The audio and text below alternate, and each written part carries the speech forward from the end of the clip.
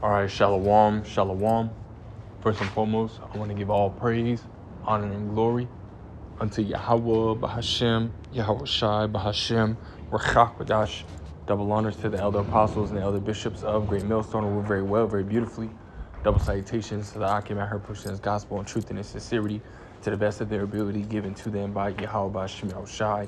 Peace, blessings, and salutations be unto the elect scattered abroad. May the election of Yahweh, Bahashem, Yahweh Shai, Lord willing, fall upon your houses. So Brother Quanah Watt come back at you, Lord will, with that edifying lesson. Through the spirit and power of Yahweh, Bahashem, Yahweh Shai. Lord will, it is edifying, Lord will, it is straight to the point. But as you see here, man, I was looking on some, on a few articles, man, and I came across this one here, right? It's on Newsbreak, the Newsbreak app, right? It says the first car-free community built from scratch in the U.S. is starting to take off. We understand that, last couple years, they've been talking about, 15-minute cities. You had the whole situation, over there, on the islands of Hawaii. The fire, ultimately happened, wiped a lot, took a lot of homes out. People were getting basically screwed. Insurance companies, home insurance or renters insurance, companies leaving, the island, and then there was immediate talks of,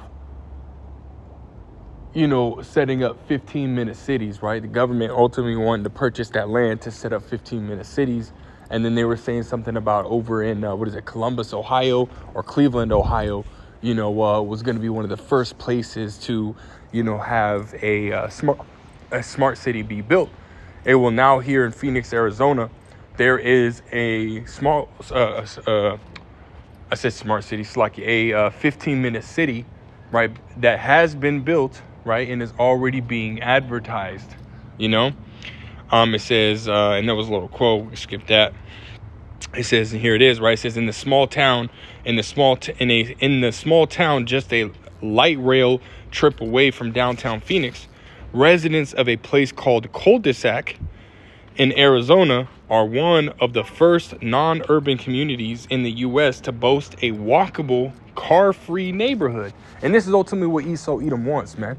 Why? Because it ultimately allow for, that control, right? It allows for him to be able to monitor you a lot easier, right? Because you're not traveling, right? Again, everything is within walking distance, right? He can easily track and trace, what you purchase,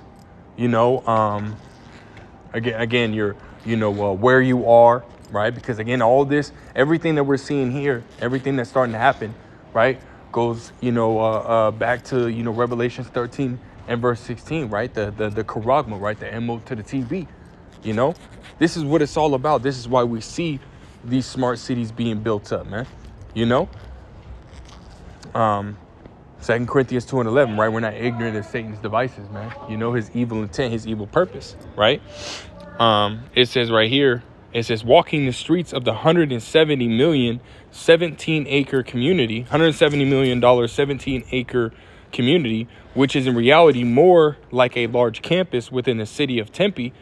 Residents notice no parking for cars among the Mediterranean-style white units. Instead, the homes are mixed with courtyards for social gathering, grocery stores, restaurants, and yoga studios.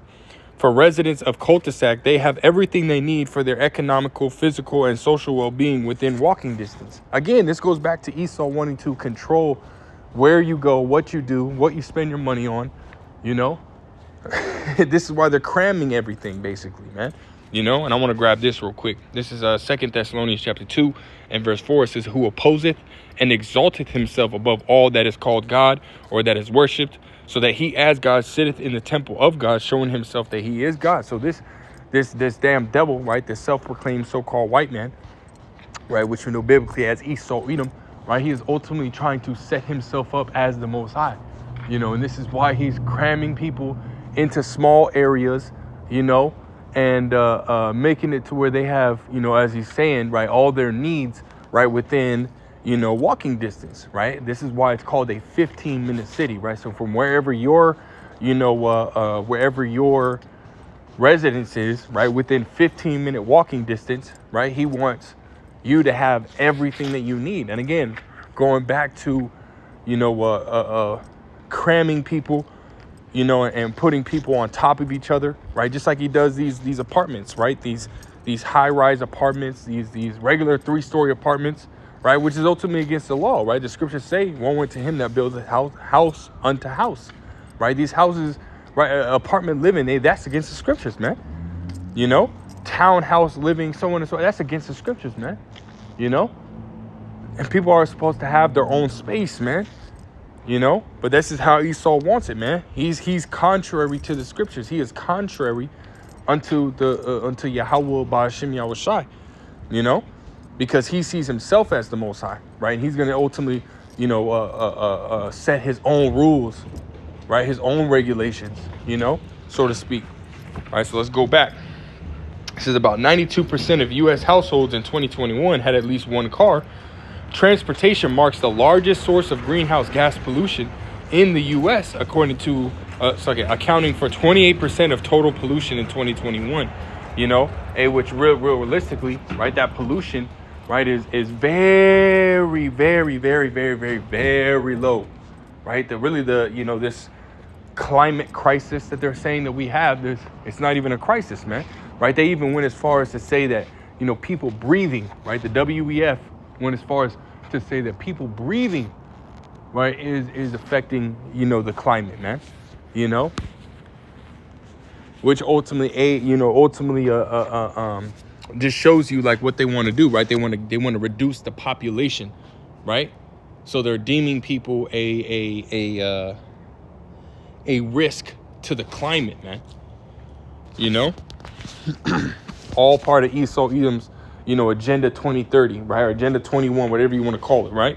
They're all basically the same thing, right? It says, while electric vehicle production is increasing and aims to be the mainstream form of transportation in the future, S&P Global Mobility forecasts electric vehicle sales to account for 40% of all passenger vehicle sales by 2030. Because again, right, going back to, the charagma, right? The what is it? The IoT, right? Internet of Things, right? And this is why everything is going digital, right? Smart cities, right? Smart phones, smart TVs, smart everything, right? It's got everything has, or is connected to the internet, right? Which again allows for Esau Edom to be able to track, trace, and control you, man. Right? Let me go here because it goes all the way back to even your social media. Psalms 56 and verse 6, it says, they gather themselves together, they hide themselves, they mark my steps when they wait for my soul. That's right, man. They mark, right? They trace, they track, right, your steps, right? Going back to, again, your social media, right? When they got that, the locations and stuff like that you've been to, right? When you look on Facebook or whatever it is, right? It'll basically show you, about, what is it? The new year comes in and they'll show you, memories from 2023 or some shit like that, man. Right? Because again, they're keeping track, man. Right? They're tracing you. And again, they're doing that, right? And another form of them doing that is by making everything, be electronic, right? Be connected to the internet so they can easier, right, track you. Because, cash, they can't really track cash. And this is why, again, you see a lot of the banks, starting to close down, a lot of ATMs being removed, right?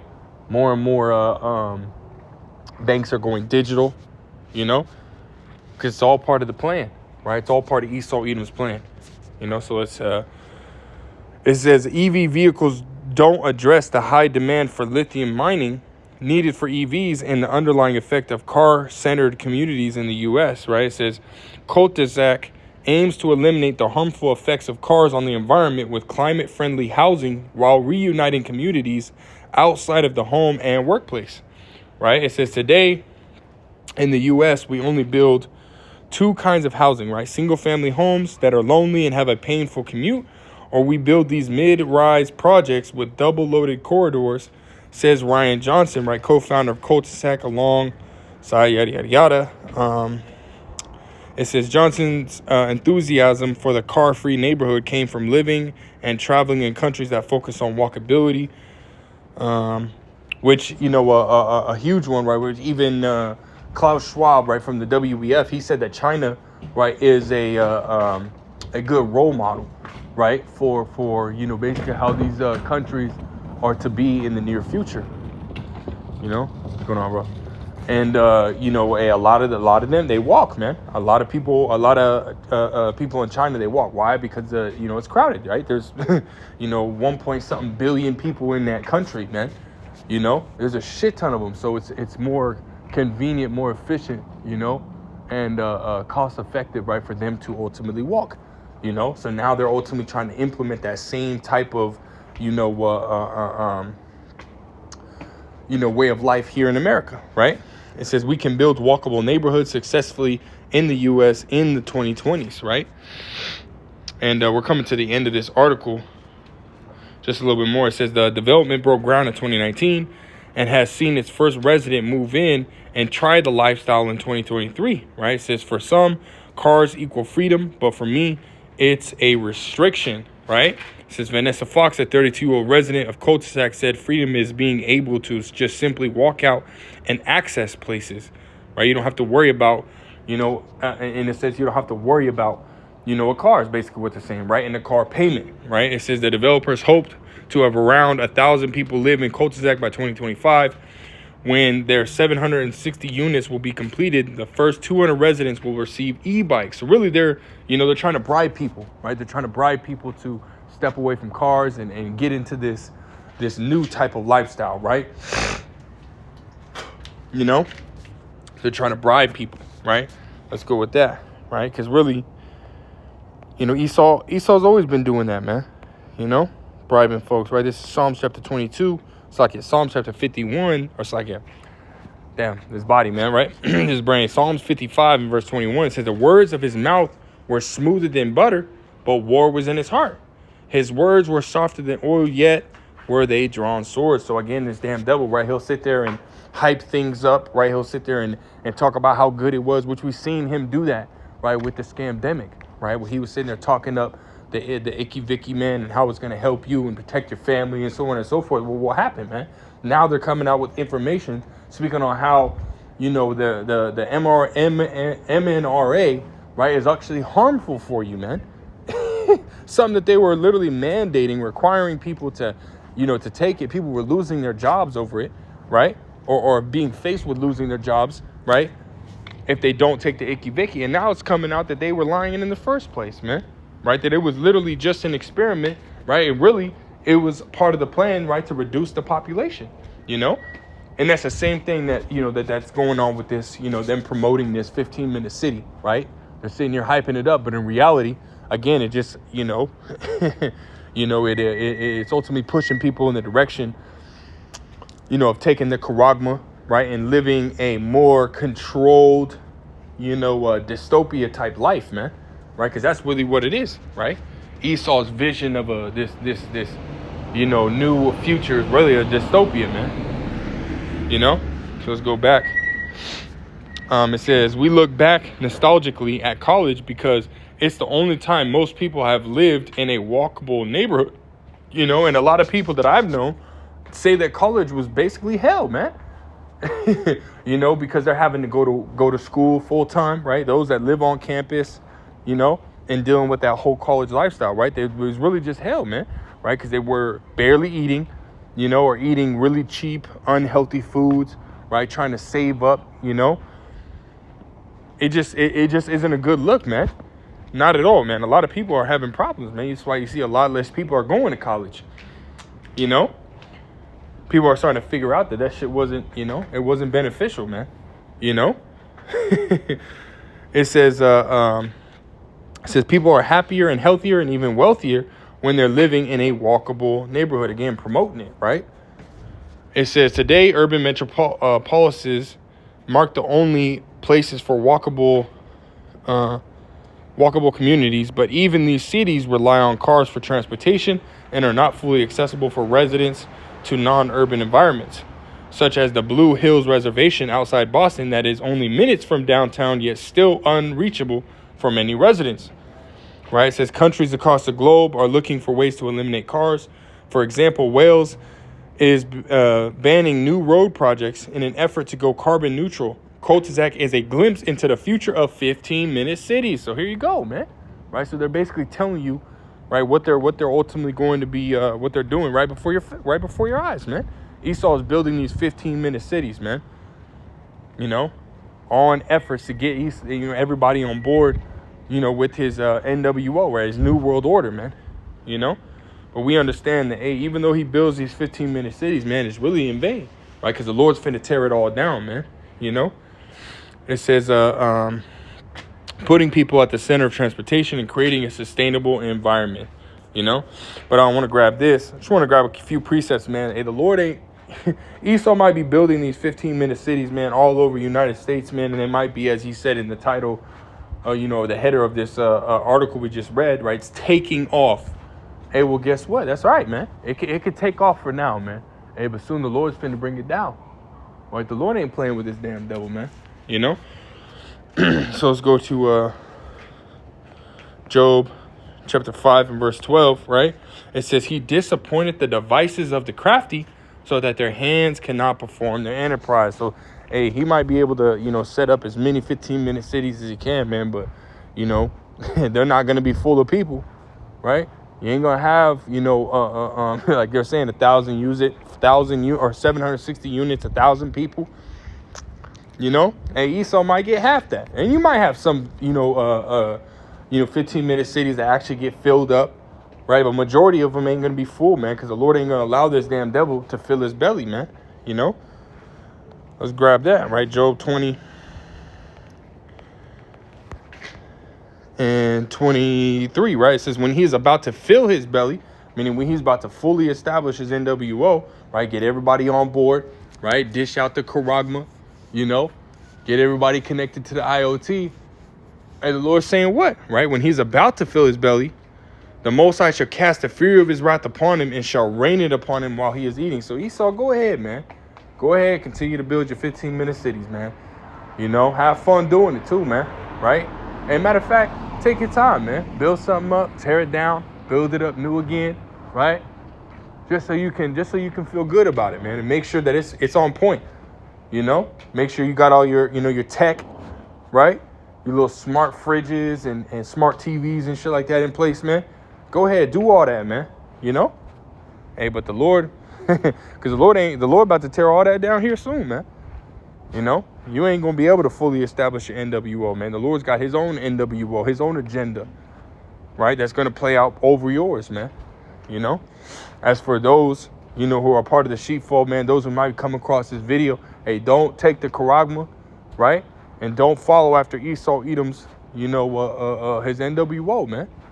Right? We're going to trust and believe in Yahweh, Ba'ashem Yahushua, the Heavenly Father, and his only beloved begotten Son at the end of the day, man. Because he's the one that's in control, right? He's the one that's allowing this damn devil, right, to ultimately do what he's doing, right? Let's grab this. Proverbs chapter 21 and 1. It says, the king's heart is in the hand of Yahweh, Ba'ashem Yahushua, as the rivers of waters.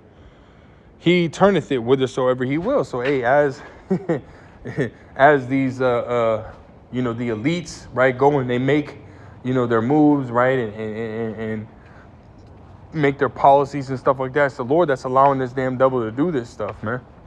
These damn devils are not acting on their own accord, right? The Lord is allowing this damn devil to fully and truly feel as if though he's going to, establish his NWO, but it's not going to happen, man. Scriptures say the pride of thy heart hath deceived thee, man. Right? Also, the scriptures say the deceived and the deceiver are his. So Lord Yahweh Shem Shah is in control, man. What is that? Going back one chapter, Proverbs 20 and 24. It says, man's goings are of the Lord, Yahweh Ba'ashem Shah. How can a man then understand his own way? So again, the Lord is in control, man. And that's who we're going to trust, the one who's truly in control. Esau's not in control, man.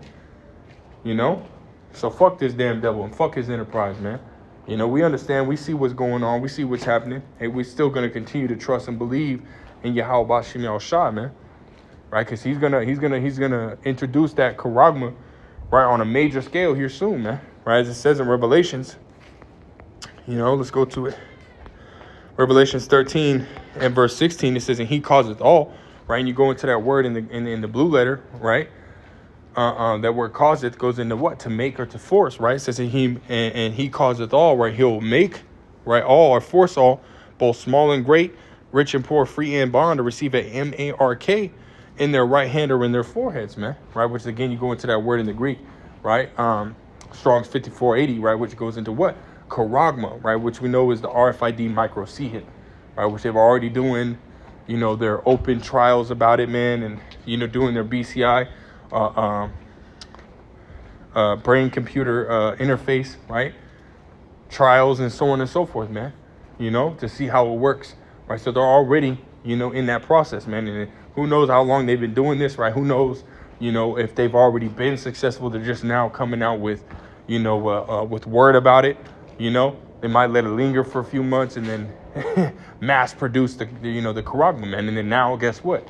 You know, all hell breaks loose, right? So we're just, you know, waiting at this moment, right? It says, verse 17, it says, then that no man might buy or sell, save he that had the M-A-R-K, or the name of the beast, or the number of his name. So yeah, here soon, man.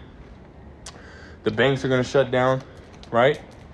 They're gonna, you know, chaos is gonna bring forth, and Esau gonna come, right, with his bribery and his charagma, right, as his so-called solution, right, and force the masses to, you know, go along to get along, man, you know. But again, we're going to continue to trust in the Lord, Yahweh, Ba'ashim Yahushua, so we're not going to take the charagma, man. And this is what this video, you know, is ultimately about, right? Warning the masses, right? What Esau is ultimately, you know, about to come down and do, man. You know, Salaki, man, voice a little choppy, it's a little cold, but, you know, ain't nonetheless, word's going to get out, man. You know, so we got to grab this, hey, man. Every time we grab Revelations 13, man, you should be grabbing Revelations 14 right after it, right? Revelations 13 and 9, or 14 and 9, Salaki, it says, and the third angel followed them, saying with a loud voice, if any man worship the beast and his image, and receive his M-A-R-K in his forehead or in his hand, the same shall drink of the wine of the wrath of the Most High, which is poured out without mixture into the cup of his indignation. And he shall be tormented with fire and brimstone in the presence of the holy angels and in the presence of the Lamb. All right, so this is ultimately, you know, what's going to happen to those that take the charagma, man. And there's no repenting from that, right? You take the charagma, your ass is grass, man. You know, that's just the bottom line. So, hey, really, there's only one option. You know, there was one option even before, you know, we're bringing out, you know, Revelations, the 14th chapter, man. There's only ever been one option. That's to trust in Yahweh, Ba'ashim Yahushua, which we know that only the elect of the nation of Israel is going to do so, man, in these times. Everybody else is ultimately born in vain, so they're going to be destroyed, man. So if you come across this video and this word resonates with you, man, through the spirit, hey, take heed, man, take heed. We're in those times. Habakkuk 2 and 3.